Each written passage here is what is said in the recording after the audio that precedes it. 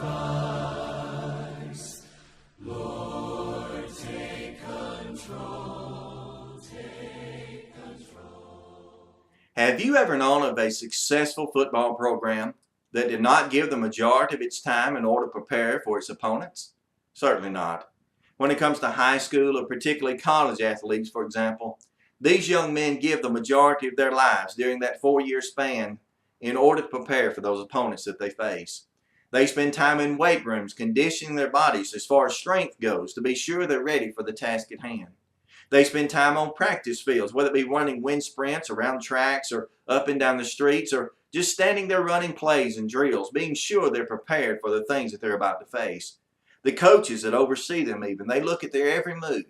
They look at their stances. They look at the way that they turn and twist as they go to catch balls or perhaps even to pass them, to be sure they're doing things just right.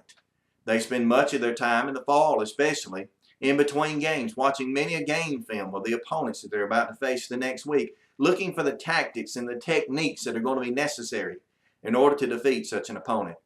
And you know, we're also proud of men like that. These young men who dedicate their lives to bringing to us one of our highest forms of entertainment in the United States, they really bring a lot of joy to us on Saturday evening.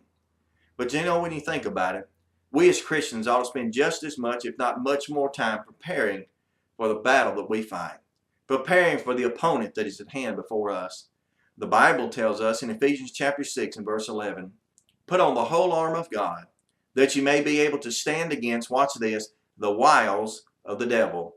Friends, that word wiles is not one that I use every day, perhaps most likely not even yours. It's Bible speak, if you will. But the word wiles there comes from the Greek word, and that is the Greek word methodia.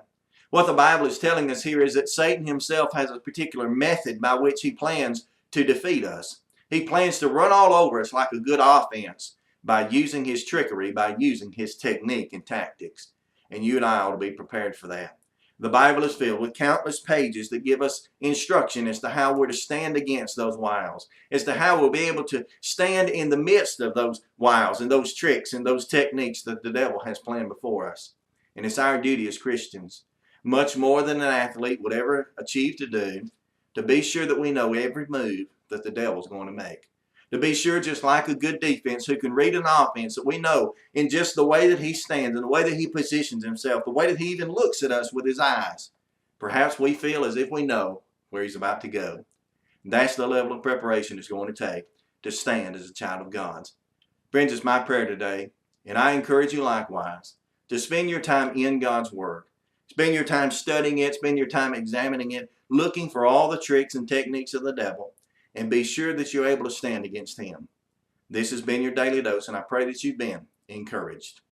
My heart, my mind, my body, my soul, I give to you. Take control. I give my body a living sacrifice. Lord, take control.